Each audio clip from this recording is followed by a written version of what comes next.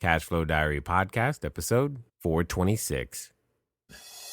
Welcome to yet another exciting episode of the Cashflow Diary Podcast, the podcast that teaches you insider tips, tactics, and strategies for creating leverage streams of cash flow into your life. Learn from top-performing entrepreneurs, business owners, investors, and thought leaders from across the globe as they share their secrets to success. Like what you learn on this and other Cashflow Diary podcast episodes? Go to learninvestingnow.com and sign up to receive powerful tips and information that will help you succeed as an entrepreneur and investor. Now, here's your host, investor, entrepreneur, business owner, educator, speaker, author, and master facilitator of Robert Kiyosaki's cash flow game, Jay Massey. All right, ladies and gentlemen, welcome to another episode of the Cashflow Diary Podcast. I'm your host, Jay Massey, and I'm glad that you're here today because we're going to talk about one of those topics that I believe, and I know you are beginning to believe or deepening your belief on, that is required, absolutely mandatory. Think of it as a prerequisite for throwing your hat in the ring if you ever want the title of successful entrepreneur. It's something that you must learn to do. Otherwise, you won't be around long. You're like, what are you talking about, Jay? Well, today we're going to be talking about, leadership development. And more importantly, we're going to go beyond the label. What does that mean? Well, I'm talking about how important is it? More importantly than that, what is it? And can it be taught? Can it be learned? Am I cut out for it? In fact, I think today's guest would say you can learn.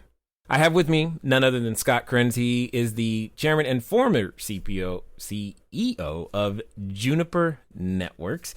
And in 2010, he and his wife founded 1440 Foundation and now building 1440 Multiversity. You're like, Jay, are you making up words? No, I'm not. I'm telling you, you're going to want to understand how you can participate in an immersive learning destination that is opening so that you and I can learn to become better leaders. Yes, better leaders. Finally, somebody is going to give us a place to go so that we can learn how to grow ourselves and others. So let's take out those pens, those pads, those papers, whatever you're taking notes with, and let's listen to Scott Kriens. Scott, you there? Yes, Jay. Good to be with you. I'm glad that you are taking the time. I can only imagine right now you are busy. We are a little bit hectic at the moment, but it's all good. It's the life we sign up for. So when this being the first time that you are here, what I have to do is I got to ask you the same question that I tend to ask everybody the first time that they're here. You ready? I am. All right. I tend to look at today's entrepreneurs a lot like yesterday's superheroes. You know, Batman, Robin, Wonder Woman, etc. Because I think entrepreneurs and superheroes have a ton of things in common. Occasionally, in fact, an entrepreneur, we can envision ourselves as flying around the world, saving people, using our special skills and abilities, and occasionally we imagine ourselves dressed up with capes and tights. So also, like a superhero, an entrepreneur has a beginning. So if you think about Spider-Man, for example, there was a time where he was just a college kid going to school, trying to get the good grades, and, taking some photos to make sure that he could eat. And then one day he gets bit by a spider and discovers that, oh my, I have a newfound ability that I get to choose to use for good or evil. So my question to you, Scott, is, before the foundation, before Juniper, before even, meeting your wife, before everything that people know you for today, my question is, who is Scott Kriens? Wow. Well, that's a lot to consider, Jay. Good.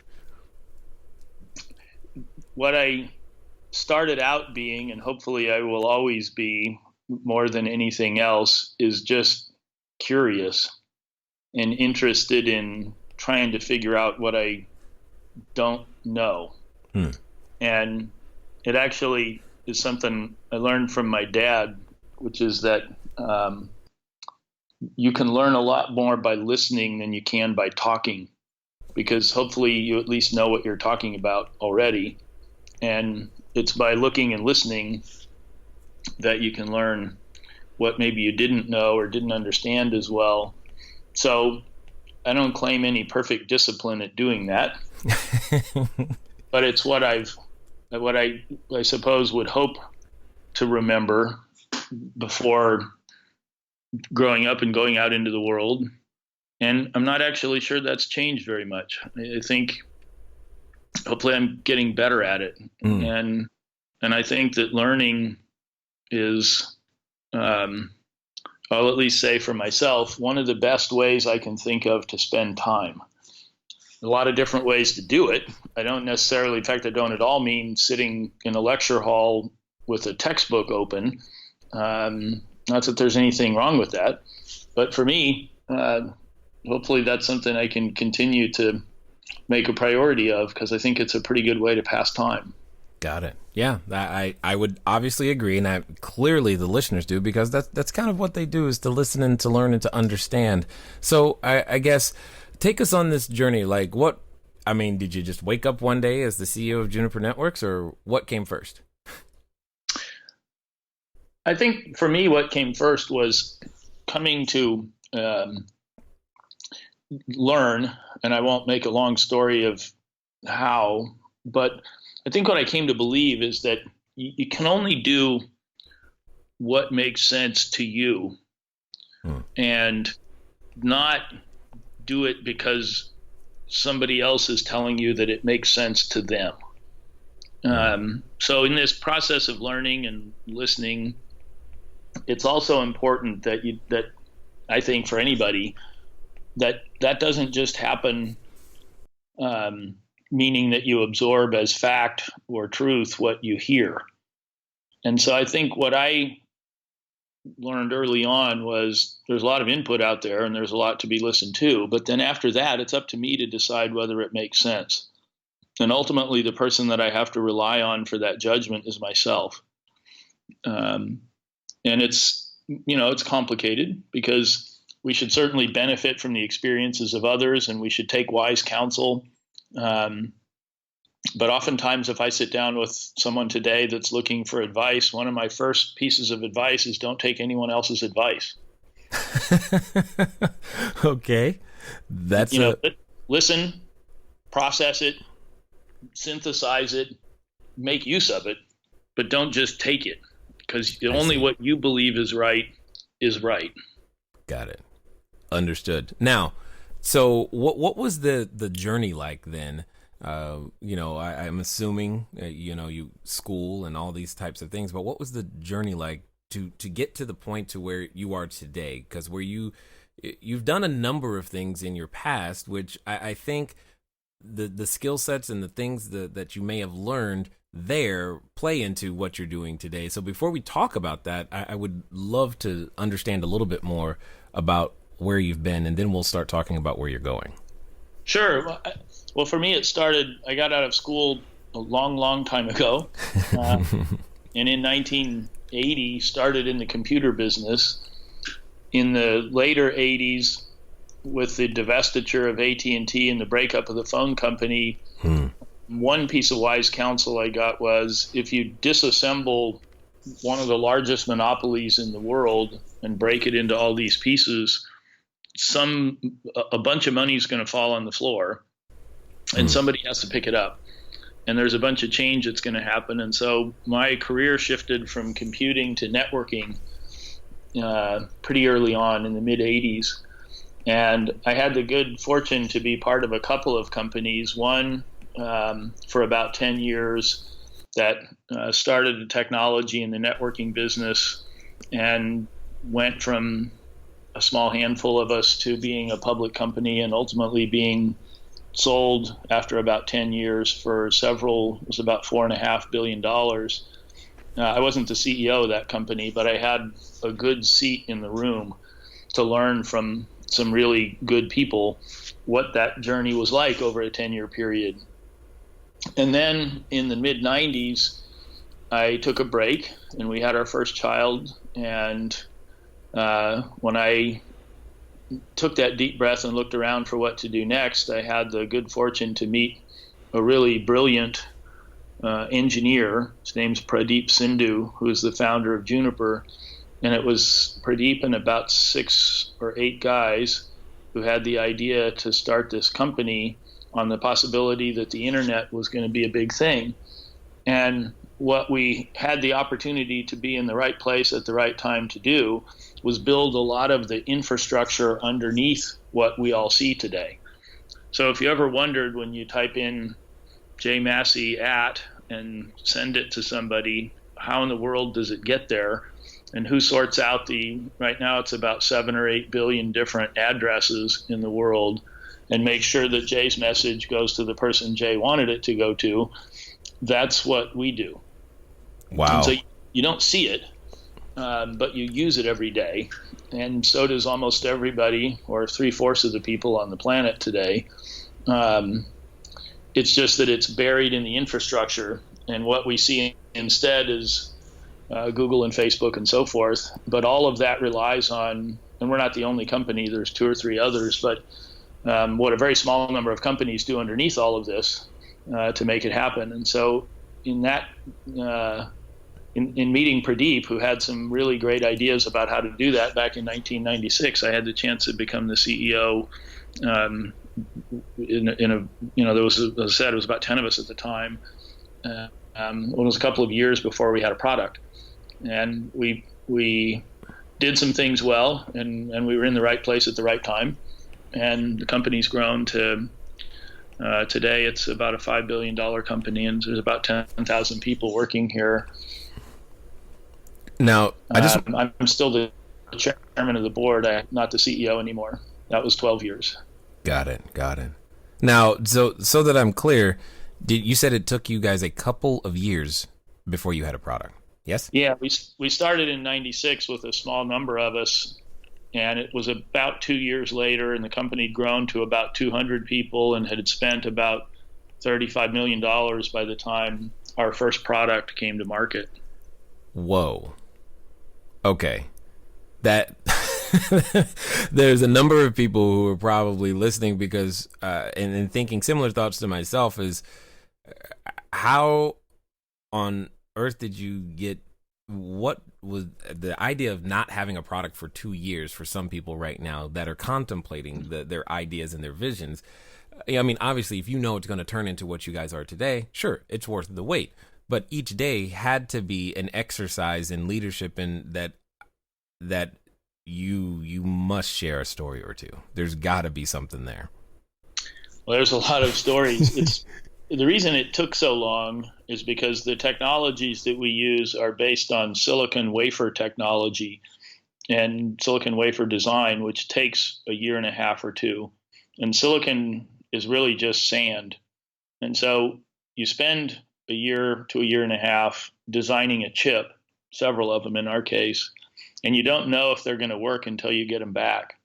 And so there were several sort of forks in the road, epic days at Juniper where the chip came back and you plugged it in for the first time, and you might have been looking at the new network technology, and you might have just been looking at a little square of sand that didn't work. And if it didn't, you started over. Wow. And so we had several heart-stopping days where many of us huddled over a engineer's bench at 3:00 in the morning, wondering, with our life in the hands of this little piece of sand, was it going to come to life and talk to us or not? And unfortunately or fortunately, it's fortunate when you get it right, in which we happened to do a lot of in the days of bringing the company up. And it's fortunate that it's so hard, because it's hard to compete with that.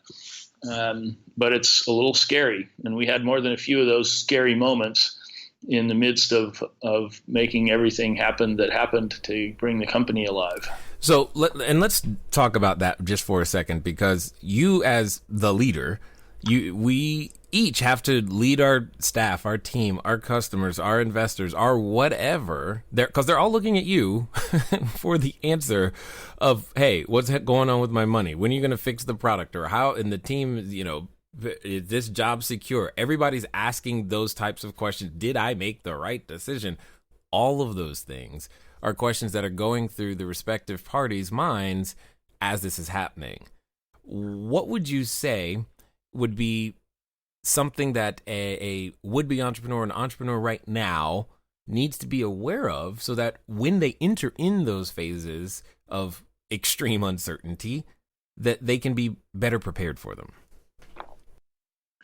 The most important thing, in my opinion, for a leader to do in any time, actually, it's just that it matters more in times of uncertainty and doubt, is tell the truth about being uncertain and having doubts. Because people know it's true. And if you pretend it isn't, then you've already lost the connection and the trust that you need to make it through uncertain, doubtful times.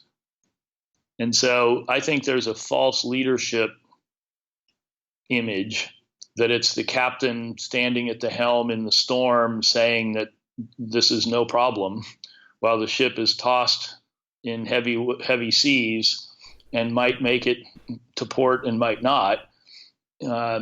If you pretend there's no storm out there or that there's nothing that you can't do, that's not credible. Yeah. And if people don't, then they either think, that only leaves a person listening to that to conclude one of two things. Either he doesn't understand what's going on here, or he doesn't think I understand what's going on here. And he's trying to tell me something that he thinks I will believe, even though it isn't true. And if you start there in a relationship, I don't care what kind of relationship it is, chances of that being a healthy, flourishing, trusted relationship are near zero. And in uncertain, doubtful times, without strong relationships, you don't have a chance. Yeah, I got it. So, in essence, you're saying you're basically giving us the permission to say, I don't know. I don't know, and if it's true, I might be scared to death. Oh, not only do I not know, but I'm scared to death too. Okay, got it. If this doesn't work, if this piece of silicon turns out to be dead sand, then we're in really bad shape. And it's not big, the reason it's so important to say that is because everybody knows it's true. Nobody knows that better than the people building the silicon in the case of the Juniper story. But it doesn't mean that you therefore just walk away in despair, obviously, because there's a mix in all of this, which I believe, which is, let's stare straight at the situation with no filters that we're in, and then let's figure out what we're going to do. Yeah. But you can't skip over that first step, in my experience. Right. No, agreed. And I appreciate that, because there can be the thought process that we're supposed to already know the answer, or we're supposed to, how can I inspire confidence in people if I'm not confident? And having the freedom to say, look, I don't know this time, but we're going to go find out, or I'm scared just like you, because, my future's riding on this too. That can be a comforting place to be. So take us from, Juniper, obviously it's something you still, part of in a different way, but now you're focused on 1440 and the 1440 Multiversity, because here's what I know about entrepreneurs. We don't go to create something, especially something like what you're doing, unless we see that there's a really big need. So I'm really interested to understand what need you see that makes such a foundation and multiversity required. All right, everybody. Thanks for listening, and I'm glad that you are enjoying what you are hearing thus far. But here's one of the things that's really important. One of the most important things that you can do is get started. One of the things that I've said before, and I say again, once you get started, stay started. But more importantly, there can be lots of roadblocks to getting started. So what we're going to do is we're going to remove one of those roadblocks for you and make it a little bit easier. Because the thing that I don't want to stop you is thinking, do I need a local number? How about a long distance number? Or should it be 800? How on earth am I going to make that happen so that people can contact me as I'm out there building my business, making my cash flow grow? But most importantly, understanding that it doesn't have to be difficult. Many of you may know, but if you don't, there's a company out there by the name of Grasshopper. And what I want you to do is I want you to go over to trygrasshopper.com/cashflow diary. Grasshopper is the entrepreneur's phone system. It works like a traditional phone system, but requires no hardware to purchase, no software to install. It's just the number that flat works. So if you are out there building that distributed workforce across many different locations, it's a way for you to still go out there and make your number be unified, simple, easy to use, something we've been using for quite some time. So again, go over to trygrasshopper.com/cashflow diary. Now, let's get back to the rest of the story. I came to the belief about the answer to your question. The answer to your question is, I think stronger relationships is what's needed.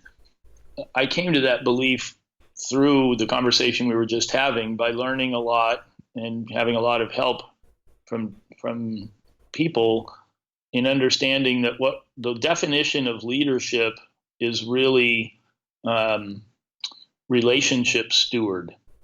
That if you manage and build deep, strong relationships, and that doesn't mean go to ball games and have dinner, and I mean, it doesn't exclude those things, but it's not just about being a good guy or spending time. It's about really connected, trusted relationships. That's a prerequisite for leadership. The sort of growth from there to at least what we now believe and what is the basis of 1440 and the Multiversity is that's actually the most critical tonic for leading a healthy, rich life. And it's not just a leadership concept. It's obviously true in personal life, whether it's in a marriage or a family relationship or in a relationship with ourselves. And it's true it's one of the most valuable components in the relationship between a doctor and a patient or between a teacher and a student. And yet there's very little training or teaching on how to be good at relationships. And relationship actually should be considered a verb. It's not a thing. It's an action. And yet there's an incredible number of great teachers in various disciplines and domains around the attributes of being capable of and intentional about being a strong relationship practitioner. And so that really is the basis of the foundation and the basis of the Multiversity is let's formalize and let's really hold a space where people can come and learn how to be in deeper, more connected relationships. That might be in your workplace with your team. It might be in your home with your wife or with your children. It might be with yourself and being healthier and more nutritious and more emotionally connected. And it might be in the professional settings of a classroom or a doctor's office or elsewhere. And those are all the different disciplines that we try and offer the invitation to be better at being in these strong relationships in these different theaters, because we think it's actually one of the most important things to be good at in life. So, okay. I'm definitely agreeing with you. I'm just amazed at your, I will call it courage. So let me ask the question differently in the sense that you could make the case that, hey, you've made your contribution with, prior things that you've done. I guess the question becomes, why was it necessary for you? Why did you feel that you were the one to bring this to the market? And more importantly, why take the risk? Well, when in 2010, when we formed the foundation, my wife Joanie and I were looking. We had the good fortune in our lives of having some resource to give back, and we're trying to figure out what to do. And to make that long story short, that belief I shared about the power of relationships and the impact that it's had in our own lives is what really compelled us. The best things that have happened to us in our lives have happened when there were strong relationships, and the worst things that have happened to us in our lives have happened in the absence of that. And so we felt like it was the thing that we'd been most touched by. And then as we thought more about it, we thought, it feels like actually the thing that probably most people have been most touched by. And so we went out with some really good advice we got from someone who said, before you do anything in whatever your philanthropic interest is, go find out what's already been done. And don't presume that you just arrive and have some sudden insight that people in your interested area haven't already figured out. So we started out making a lot of grants. And what we found were that there's a whole universe of incredible teachers in all kinds of different domains and dimensions that we call the relationship area, or you could call it wellness or well-being, and we all aspire to be well. Right. But and the thing that we discovered, and it's really what created the enthusiasm and the excitement, is that there's a tangible, measurable path towards well-being. And it's about developing these skills, and they are skills and things you can learn and things you can practice. And, being well and being connected to your life and to what surrounds you is not just a, abstract romantic thing to watch happen to other people in movies. It's an achievable condition. It's a life choice that you can, like anything else, and there's great teachers. That's really, to answer your question, I guess that's what inspired us, was the great power of the content and the teachers that are out there in the world. And our vision was, how can we amplify and accelerate the impact of the teachings that already exist? And then that led to the foundation of the Multiversity. Got it. So for those that are listening, because we've done this, we've used this word a couple of times. We've used 1440, we've used multiversity. You call it the 1440 multiversity. Totally something that a lot of people may not be familiar with. What would you call it if you were asked today? Well, a couple things to know. The reason we named it 1440 is because that's the number of minutes in a day. And that was Joanie's choice for the name. And what it really means, the first step in this notion of being well, is being present. Just being in this minute right now with you, Jay, having this conversation is my practice of being present. And most of our time, unfortunately, gets spent either fretting about the past or worrying about the future. Yeah. And so being mindful or being in the present moment is not so easy, but it's a really important thing. And it's actually the only really great use of one's time anyway, because we can't be in the past or the future. So that's where 1440 as the name itself comes from. Multiversity is really first of all, what it is, it's a destination. It's in a redwood forest, and it's in the Santa Cruz Mountains in Silicon Valley. And there's 75 acres of ancient redwoods. And we've taken the property there and built this learning destination, this place to come and just, in some cases, just relax and enjoy yourself, but then take something home from it.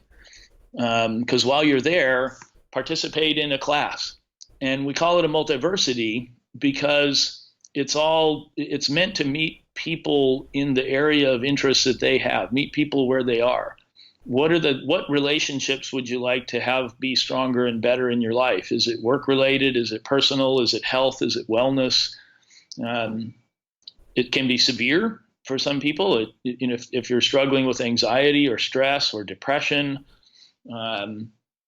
maybe just taking chemical pharmaceuticals isn't the answer. There's a lot of research to support that. There's a lot of MDs and PhDs that are teaching at Multiversity.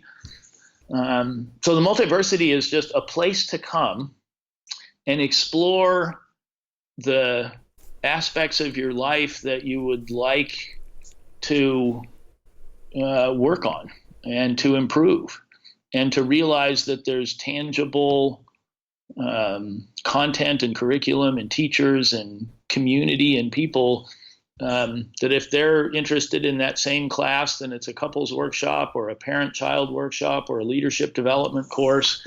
You're gonna find a lot of other people that are interested in the same things. Yeah. And it's a great way to learn. Okay, so I'm gonna play devil's advocate for a moment here and just ask. I mean, there's a lot of this talk about education and teachers, and they're available online. Why did it need to be a physical place in your opinion? It's a great question, Jay, and we have a very strong belief about that, and it's one of the reasons we talk about immersion or immersion learning. It's because in order to really, and it doesn't replace online learning or online access to information, it's really a complement, because many of these teachers, most of them have online material, and we'll be broadcasting things from Multiversity for people to consume that can't be there and so forth. So these are all complementary. But if growth and change in one's life is really important, there's some dedication to it that's necessary. It's very difficult to do that just checking in online or picking it up on your phone, and an hour later everything that you're trying to change is surrounding you again. It's pretty hard to chip away at that. And so the notion of immersion learning is really to come and spend, it doesn't have to, it could be a weekend. A lot of our programs are offered from Friday afternoon to Sunday lunch, or it could be a week, or it could be a month. But you can come for just a couple of days, set down the smartphone, and let someone else watch the dog and the kids, and just spend a couple of days immersed in really pausing and getting off the treadmill that we're all on out in the busy world every day, and stopping to take an assessment and to look at what we want to do the same and what we want to do differently.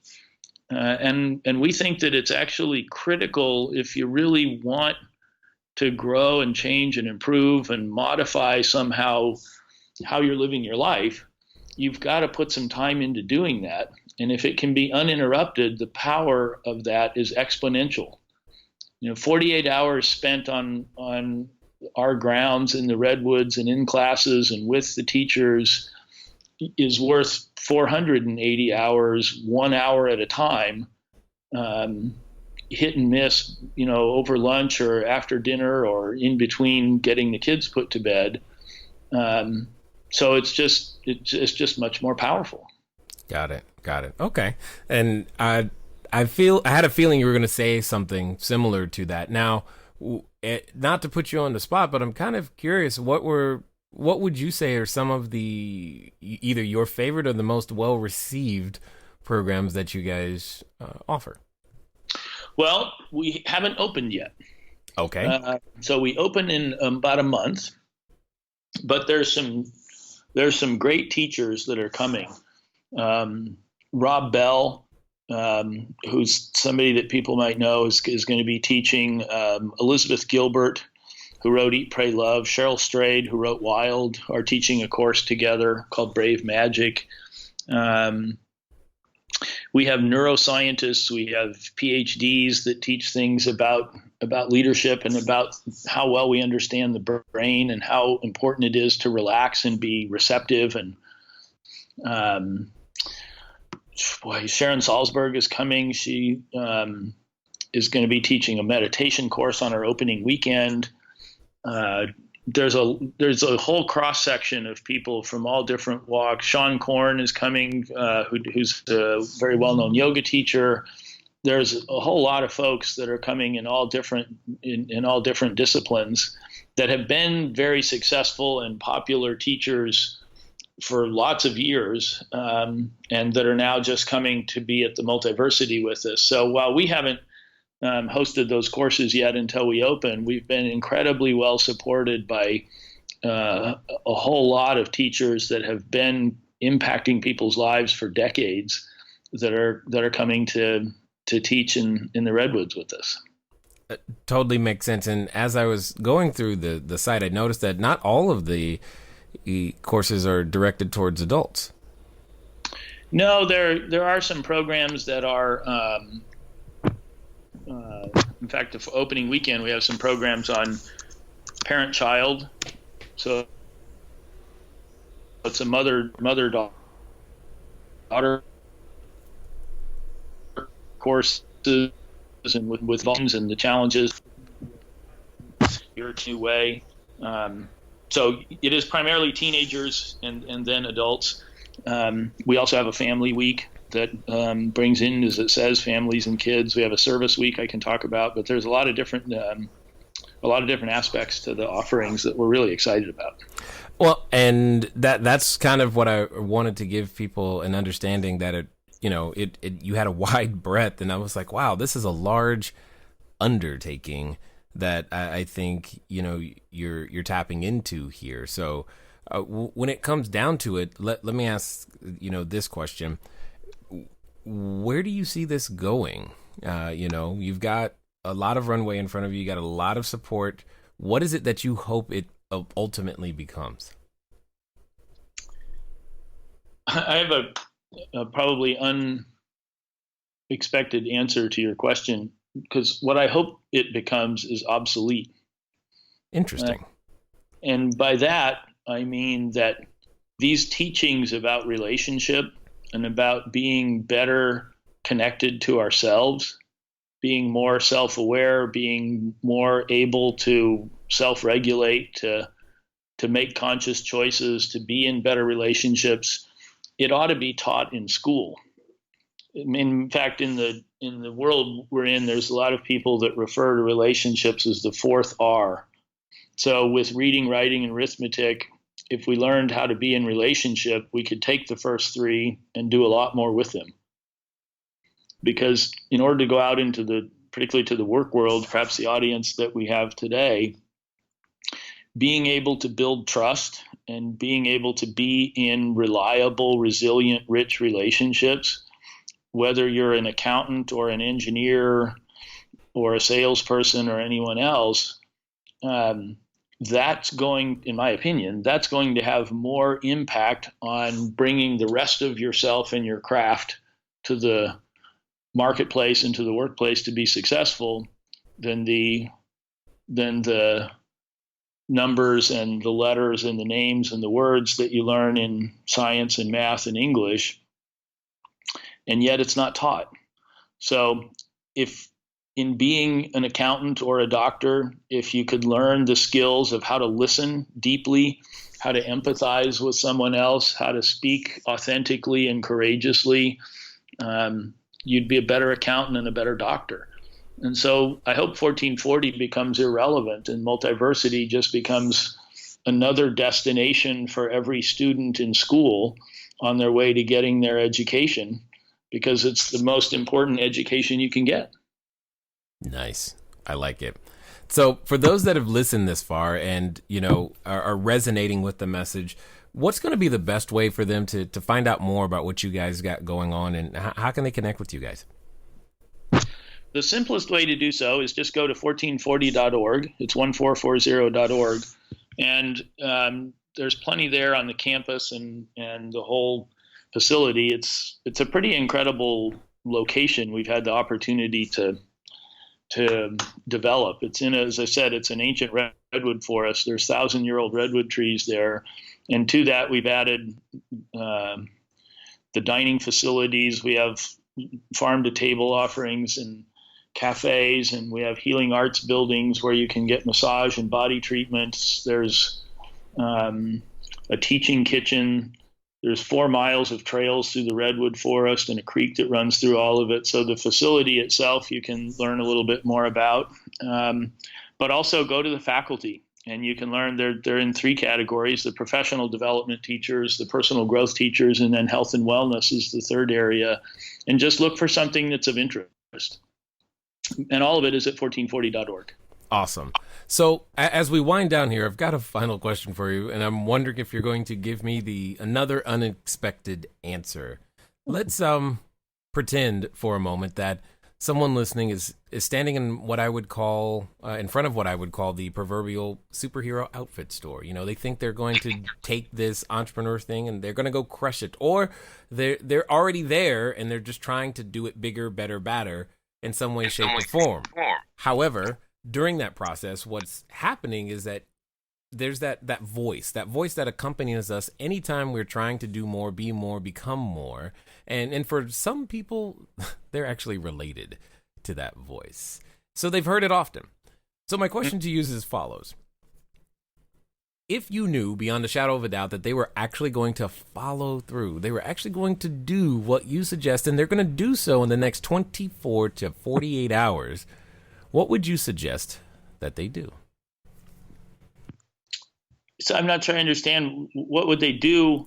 Yes. What would they do? What would be that step that they would need to take? What's going to either get them beyond that voice? Because that voice is loud. Anytime we're trying to grow our business, make it better, even start a business, looking for the understanding of what they should do in order to make that next step possible for themselves. Well, I would say, I guess I would say the most important thing I can add, and I don't want to sound presumptuous as if I were to understand anybody's situation without knowing more than just what we've set up as the theoretical case here. Look really courageously and authentically and truthfully at yourself and what you are and what you wish you were but aren't, and be willing to stare at that, and this is the critical part, then admit it to someone else and ask for some help. Wow. Yeah, that's kind of... go ahead. And the real worrisome condition would be if you didn't think you needed any. Then you really need it. Totally understood. Yeah, that one's good. I like it. I definitely want to say that I appreciate what you guys are doing. I'm glad that someone's taking it on. And thank you for taking the time to share your knowledge, your insight, as well as your wisdom here with us today at the Cashflow Diary, sir. Thank you, Jay. I've enjoyed it. All right, ladies and gentlemen, you know what time it is. It's time for you to move at the speed of instruction. What does that mean? Get over to 1440.org. That's 1440, all the numbers, .org. Because you know you heard something. You learned something. You want to learn more somethings and become a bigger, better, better version of you. And well, now you have a great destination to go to. Ladies and gentlemen, it's been fun talking to you today. I look forward to talking to you soon. Until next time.